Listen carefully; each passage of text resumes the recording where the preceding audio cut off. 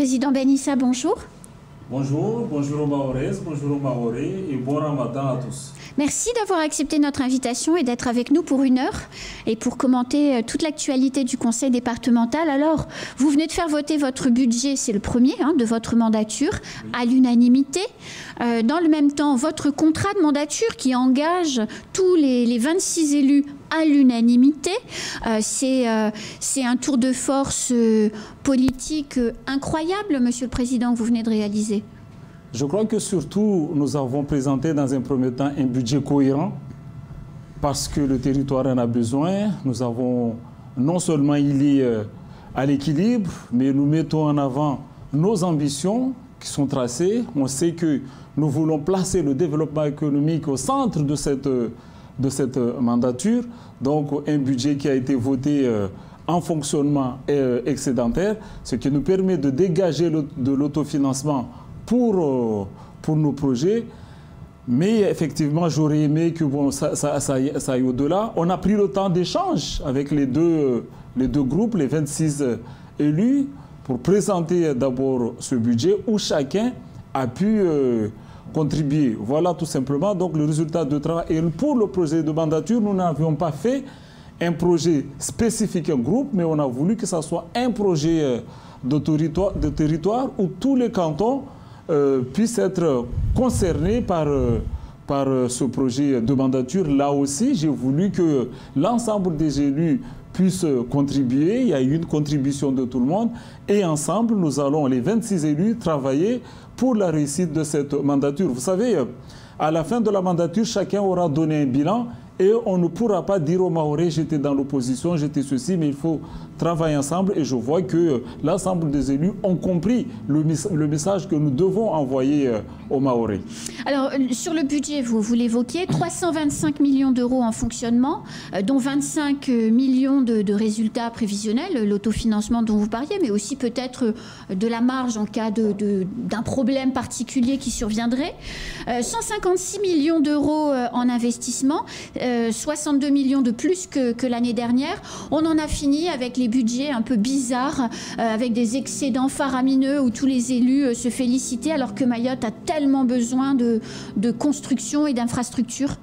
D'abord, c'est préciser que le rôle de budget de fonctionnement, c'est justement qu'il puisse être excédentaire. Là, on annonce 25 millions d'euros d'excédent, mais mon rôle, en tout cas le travail qui va être mené, c'est de ramener à la hausse cet excédent-là, parce que c'est cet excédent qui permet d'aménager le territoire, permet d'accompagner le monde économique, d'accompagner les entreprises, et que les 25 millions d'euros n'est pas une fin en soi, mais il faut, pour cela, nous devons encore travailler sur nos dépenses, essayer de maîtriser encore plus nos dépenses. Il y a eu des progressions de dépenses par rapport notamment au niveau des adultes, des personnes, l'allocation personnes âgées. Il est nécessaire d'accompagner mieux nos personnes âgées. Donc on a fait le choix de mettre 8 millions d'euros supplémentaires sur l'allocation personnes âgées parce qu'on connaît les difficultés, on les entend tous les jours revenir vers nous. Donc on a fait le choix d'accompagner un peu plus. Il y a le transport scolaire, là aussi qui est un vrai problème où le budget alloué au transport scolaire ne cesse d'augmenter. Il va passer encore de 36 millions à 39 millions pour cette année 2022. Nous savons, c'est vrai qu'on transporte de plus en plus d'élèves, mais aussi les dégâts sur la route ont un coût très important pour le département que nous ne pouvons pas faire supporter seuls aux transporteurs. On a fait le choix là aussi de les accompagner. Voilà ces lignes-là, mais encore une fois, l'objectif c'est d'aller au-delà. Je le dis, nous avons aussi fait le choix de faire quelques provisions importantes, notamment on a un certain nombre de créances qui s'avèrent peut-être irrecouvrées. Donc on a provisionné pour aussi parer à ça, faire face à ça. Voilà. Donc, mais encore une fois, je le dis, je suis convaincu qu'à la fin de l'année, nous irons au-delà de 30 millions d'euros d'excédent parce que, encore une fois, on veut faire de l'aménagement. Vous savez nos projets, vous avez parlé de projets de mandature. On a l'intention d'aller au-delà de ce que nous avons inscrit dans notre projet de mandature. Pour cela, il faut avoir de la ressource et notamment financière. Oui, de la ressource et notamment financières pour pouvoir réaliser ces opérations-là. Alors d'un point de vue politique quand même, dans le contexte actuel, le conseil départemental qui vote son contrat de mandature à l'unanimité, dans un moment où le gouvernement va changer, un nouveau ministre des Outre-mer va arriver, le contrat de convergence est en renégociation, je rappelle qu'il est à échéance au mois de juillet. Vous prenez un peu la main, Président Ben Issa, sur les politiques qui vont s'appliquer à Mayotte dans les prochains mois et années du coup. Moi, je crois que ce qui est le plus important aujourd'hui, c'est d'écouter les Mahorais, ce que veulent les Mahorais. Et je crois que les élus l'ont compris.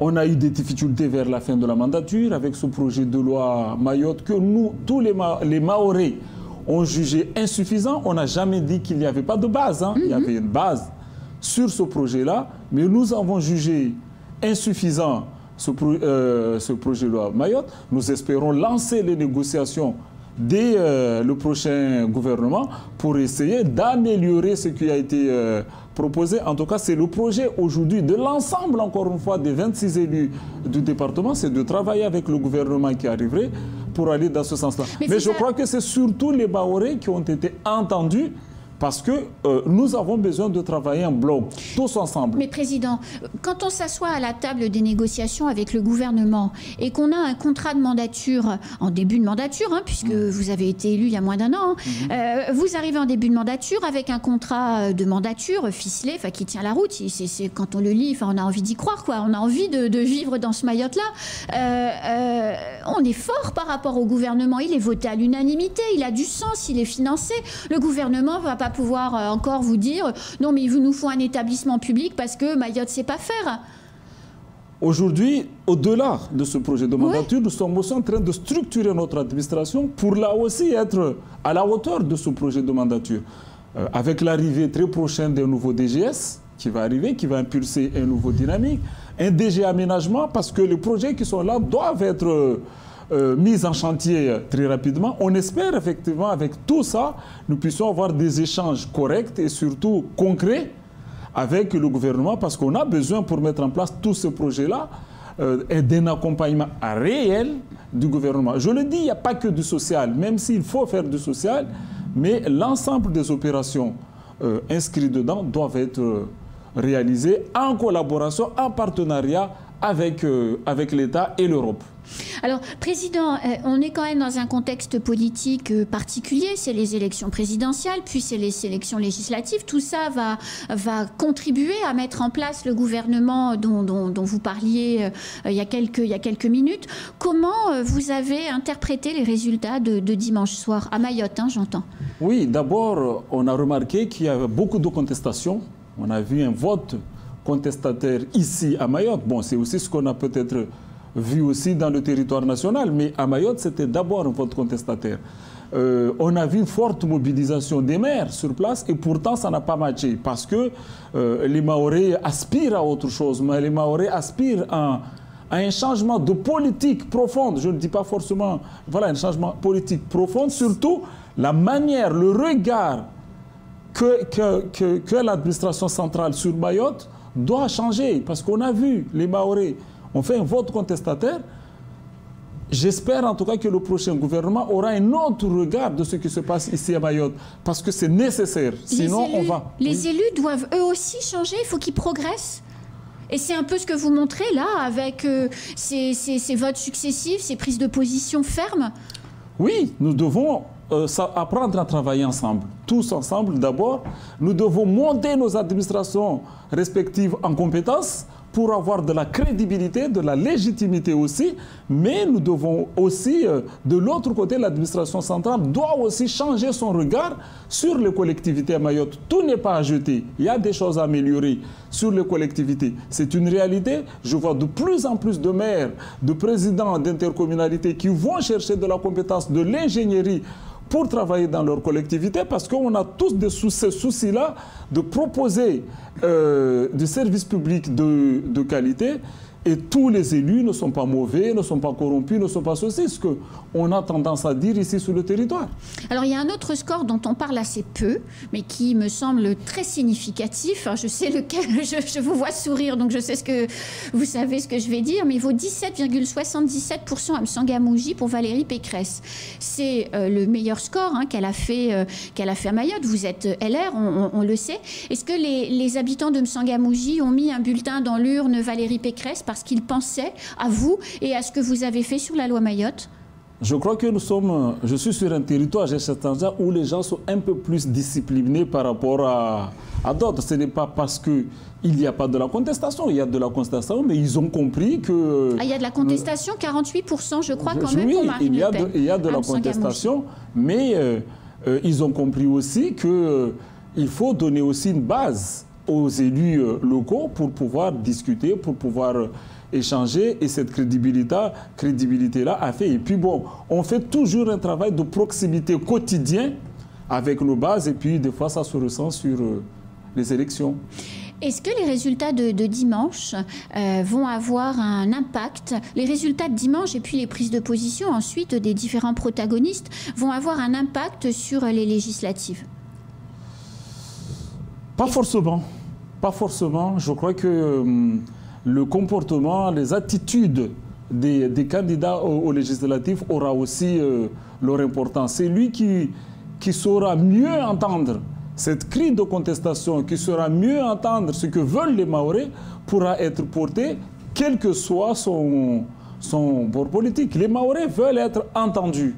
Les Mahorais veulent qu'on leur parle et surtout qu'on leur écoute. Voilà. Aujourd'hui, on a l'impression qu'avec ces élections présidentielles, le sommet n'entend pas suffisamment le cri de détresse, des difficultés des Mahorais. Voilà ce que traduisent ces votes-là qu'on connaît là, mais le législatif sera un autre combat. Et c'est lui qui saura mieux apporter cette cri de détresse, de contestation, sera élu pour ces élections législatives. Alors très vite après le résultat de dimanche, vous avez appelé les deux finalistes, donc à la fois Marine Le Pen et Emmanuel Macron, à préciser leurs intentions s'agissant de Mayotte dans un courrier.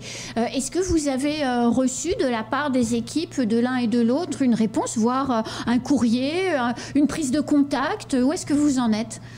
Je n'ai pas encore eu de contact ni l'un ni l'autre avec des candidats. Je le dis tout simplement qu'encore une fois, les Mahorais ne se retrouvent pas sur les positionnements des uns et des autres par rapport à ce qu'on a vu. Donc il va falloir le repréciser, parler aux Mahorais. Il y en a qui l'ont fait, d'autres qui ne l'ont pas encore fait. Et j'appelle à ceux qui ne l'ont pas du tout fait jusque-là, c'est de parler clairement aux Mahorais, adresser un vrai message aux Mahorais pour qu'ils aient l'impression que cette fois-ci, ils vont être entendus. C'est important, je crois, de prendre ces positions-là, parce que si on ne le fait pas, on verra encore cette abstention. Moi, au-delà du résultat, c'est l'abstention qui, la première fois à Mayotte, a atteint un niveau très élevé. Deux tiers d'abstention. D'habitude, les Mahorais font ce travail-là. Les Mahorais vont voter massivement. Là où on a vu qu'il y a une forte abstention, c'est du fait que les candidats n'ont pas pris le temps. Vous savez, très peu se sont déplacés à Mayotte, ou envoyé des émissaires à Mayotte, mais au-delà de ça, très peu se sont présentés clairement aux Mahorais, ont parlé aux Mahorais.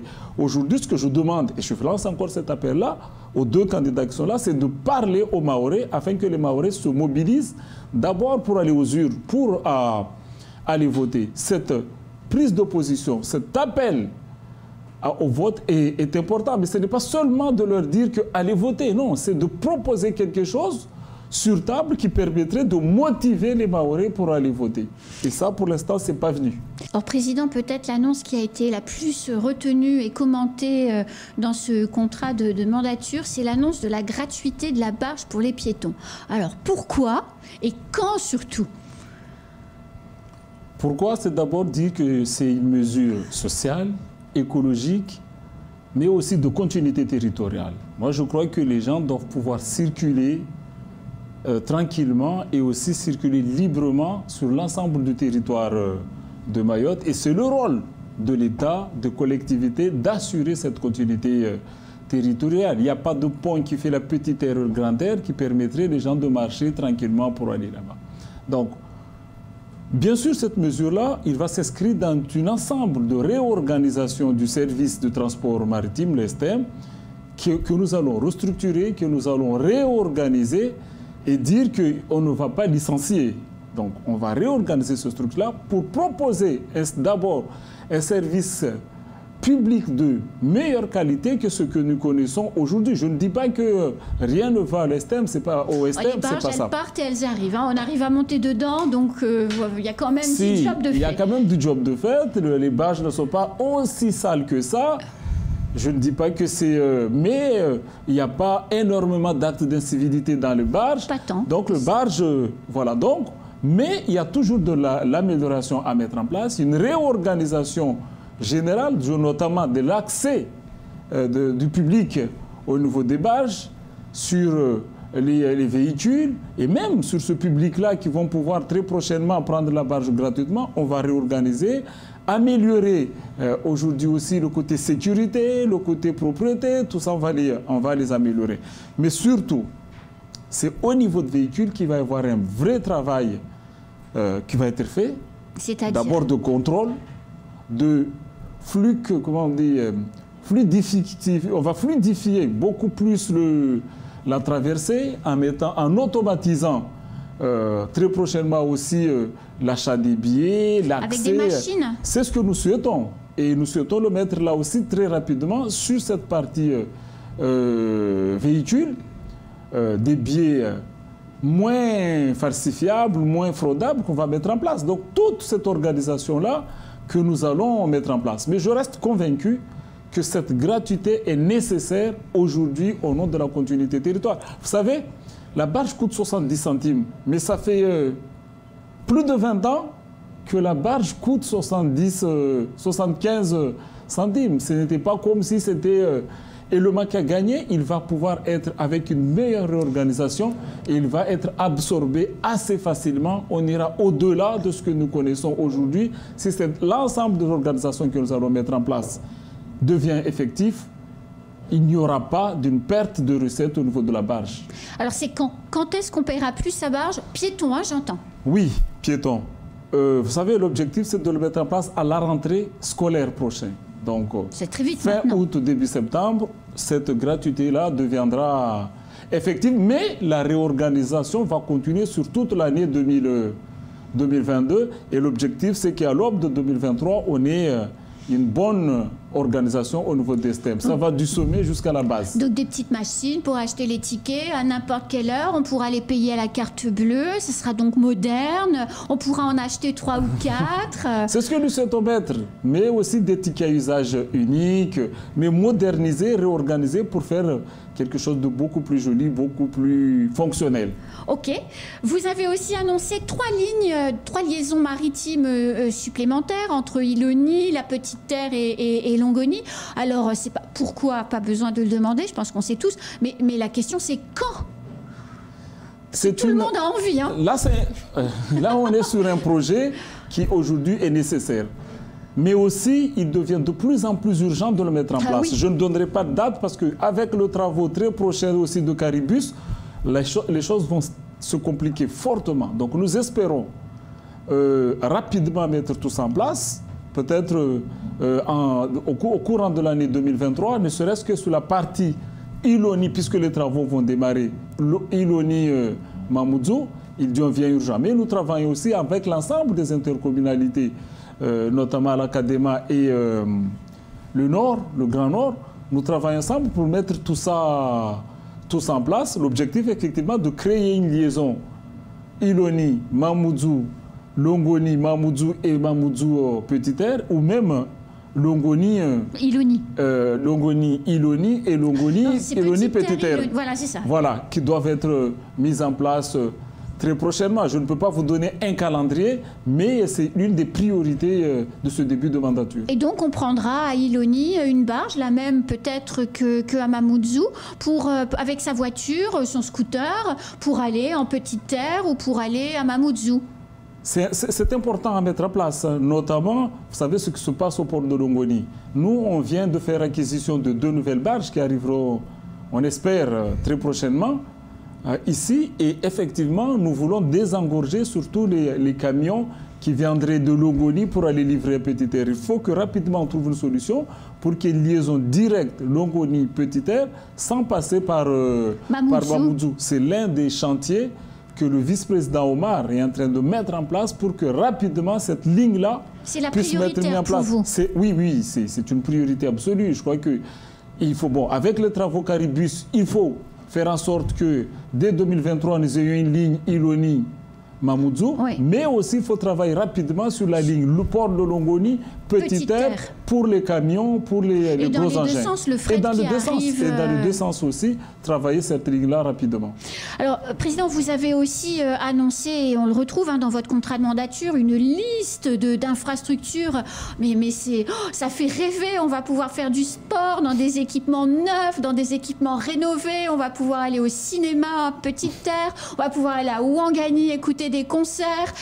Bref, vous allez complètement transformer Mayotte. Mais pour des gens comme moi qui sont là depuis quelques années, on se dit ouh là là là là là là là là.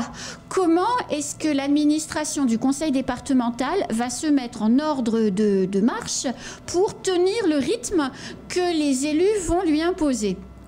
Parce qu'on pense tous au stade de Cavani, on pense tous au cinéma Alpaggio. Alors c'est vrai que vous avez aussi au niveau du conseil départemental de belles réussites, mais il y a quand même ces deux dossiers-là qui sont aussi des boulets que vous traînez au pied. D'abord dire que ces projets-là, les projets que nous avons présentés, ce sont des projets qui ont déjà pris pas mal d'avance. Nous sommes en phase étude et peut-être réalisation dès 2023 sur la plupart de ces projets-là. Je parle de la piscine olympique, je parle de l'aréna de Ouangani, je parle du centre sportif de haut niveau de Chironi, je parle du site administratif à Mamoudzou et à Coconi. Voilà, ces opérations-là, aujourd'hui, on a déjà fait le choix des projets, on a déjà vu le projet, les architectes sont en train de travailler sur la partie études et on espère effectivement, dès 2023, les premières mises en chantier. Mayotte croit à son projet d'organiser les Jeux des îles et on se dote des moyens, non seulement d'organiser ces Jeux des îles, mais de préparer les Mahorais aux Jeux des îles. Qu'on l'organise ou pas, nous devons organiser toute la filière sportive ici à Mayotte. Je le dis, rien que pour la préparation de nos athlètes 2023, nous avons mis en place un budget, les Jeux des îles 2023. Oui. Pour la préparation, nous avons mis un budget inscrit pour cette année 2022, plus 1,2 million et 1,3 million pour l'organisation, pour préparer nos athlètes. Pourquoi? Parce que nos athlètes, on doit les déplacer, ces préparations ne peuvent pas se faire à Mayotte. Tout le côté athlétisme doit aller intégrer des centres qui ne sont pas sur le territoire, les sports de ballon. Ce sont des montants très importants simplement pour préparer nos athlètes pour être performants. Donc nous devons avoir des infrastructures ici sur le territoire si on veut briller sur la scène océan Indien. Mais surtout les athlètes, souvent ils vivent en métropole. Ils vont jouer aux Jeux des îles en métropole ou à La Réunion d'ailleurs. Ils vont porter le maillot mahorais parce qu'ils sont mahorais, mais ils ne vivent pas à Mayotte. Les règles ont énormément changé sur certaines disciplines, contrairement à ce qu'on a connu. Donc ils sont inscrits dans des clubs ici? Oui, sur la plupart des disciplines, on leur demande maintenant d'être inscrits ici, un an, d'avoir un an si je ne me trompe pas, sur les 3 ans ici. Donc, par exemple, en athlétisme, pas mal de jeunes mahorais ont fait le choix de s'inscrire dans des clubs ici pour préparer Et vous les accompagnez financièrement. On ne le sait pas ça, mais vous les accompagnez financièrement et pas avec 1 000 €, avec des sommes significatives. Très important. Donc, vous avez parlé de l'organisation de notre administration. Oui, je suis d'accord. On va réorganiser Nous sommes déjà en train de réorganiser notre administration avec le ravier, je l'ai dit tout à l'heure, de postes très importants, de l'ingénierie nouvelle qui va arriver ici, qui va compléter ce qu'on a. Je le dis, faut que nous avons recruté, le conseil départemental a recruté ces 2 dernières années une dizaine d'ingénieurs. C'est bon à savoir dans tous les domaines, mais c'est digne, que ce soit en informatique, soit en travaux publics, soit en bâtiment, c'est une dizaine d'ingénieurs que nous avons recrutés. Nous allons encore renforcer avec l'arrivée d'ici 3 mois de 2 ou 3 autres ingénieurs. Donc nous renforçons la compétence, l'ingénierie. Mais, je le dis aussi, nous n'hésiterons aussi pas à travailler avec des prestataires pour fluidifier. Si ça ne marche pas, si les choses n'avancent pas suffisamment, nous externalisons les opérations de suivi du chantier ou d'autres opérations pour essayer tout simplement parce que nous voulons tenir les échéances de la mandature que nous avons fixée. C'est un cap important. Nous allons doter les moyens de travailler ensemble et ça ne s'arrêtera pas là. Même au niveau de la gouvernance, nous allons travailler, nous allons ouvrir les délégations aux autres qui ne sont pas aujourd'hui aussi, qui n'ont pas forcément des délégations. Donc là aussi, pour prendre des dossiers, pour prendre des dossiers et avoir plus de responsables. On attend quand même passer les élections législatives, puisque vous avez vu que les élus, c'est un peu... Les 26 élus ne roulent pas tous ensemble. Donc on attend que les élections législatives passent, mais au niveau de gouvernance, il y aura des ouvertures qui sera faite pour permettre aux différents élus de prendre la responsabilité de piloter des opérations de chantier pour réussir ensemble pour Mayotte. La SPL 976, qui est maintenant solvable, sortie des limbes, des problèmes, donc prête à travailler, ça va être quoi son rôle ? C'est d'accompagner de la mise en chantier de certaines opérations. Quand je parlais d'externaliser, je parlais du SPL, mais d'autres. Aujourd'hui, ils ont des opérations très importantes, des rénovations de stades, d'équipements sportifs ou de construction de nouvelles stades, que ce soit terrain de foot ou des plateaux sportifs. Mais nous accompagnons aussi la SPL à encore monter en compétences parce que très prochainement, nous allons leur donner d'autres opérations, mais on attend d'abord que ceux qui sont là puissent être mis en chantier, démarrer, pour pouvoir... C'est un outil que nous devons accompagner, un outil très important pour la mise en chantier de nos opérations. Parce qu'on l'oublie, hein, mais la SPL 976 est à la main effectivement du conseil départemental et des autres collectivités adhérentes, mais surtout, elle a des modes de fonctionnement administratif plus souples qui permettent de gagner du temps par rapport à ce qu'impose le Code des marchés publics, notamment, et le Code des collectivités territoriales au conseil départemental. Ils sont beaucoup plus fluides, effectivement. Voilà, donc on peut gagner du temps. C'est en ça que c'est un outil très important. Vous parlez, Monsieur le Président, de mobiliser du foncier. Et c'est vrai que le conseil départemental en possède beaucoup. Il est souvent, très souvent squatté. Comment vous allez faire pour le récupérer? Parce que ça paraît quand même très compliqué. L'État, là, depuis le début de l'année, n'a pas décasé à cause de recours au tribunal administratif sur les opérations en cours. Il y a un travail à faire d'organisation, mais aussi un vrai travail. Ça, on le constate de plus en plus. On n'a pas énormément de moyens non plus, puisque vous savez, on doit faire appel au service de l'État, notamment à la justice, pour nous accompagner. Oui. Mais les dossiers sont entre les mains de nos avocats, certains en tout cas, pour essayer de récupérer.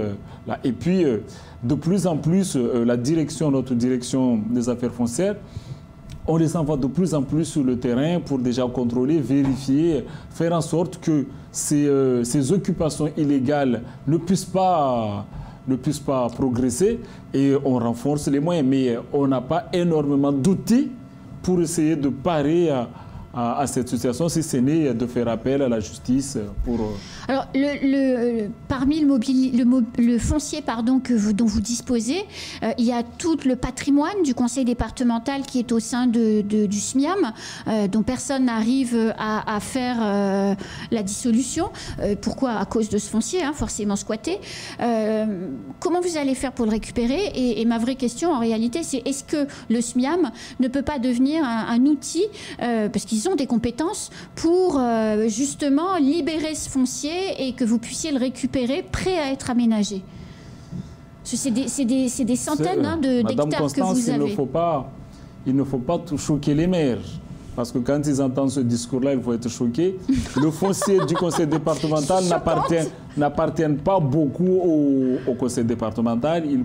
Ils appartiennent surtout aux maires, puisqu'il y a déjà un travail de distribution, je ne dirais pas, ils ont été dispatchés plus au niveau de communes, même si nous avons participé à 40% au budget de création ou de fonctionnement de SMIAM, mais dans les répartitions des fonciers, le département n'a pas été beaucoup destinataire. Par contre, effectivement, nous revendiquons un certain nombre de droits sur le patrimoine du CIMIAM. Et effectivement, la question s'est posée pendant très longtemps. Mais bon, la décision a été prise de dissoudre le CIMIAM. À juste raison ou pas, je ne peux pas trop le dire, mais effectivement, je crois qu'on aurait dû donner une autre compétence au CIMIAM. Mais bon, lorsqu'on a déjà créé l'établissement public foncier, les PFAM. Voilà, on aurait dû peut-être penser autrement à l'époque, mais aujourd'hui, on constate tout simplement que le CIMIAM est en disparition.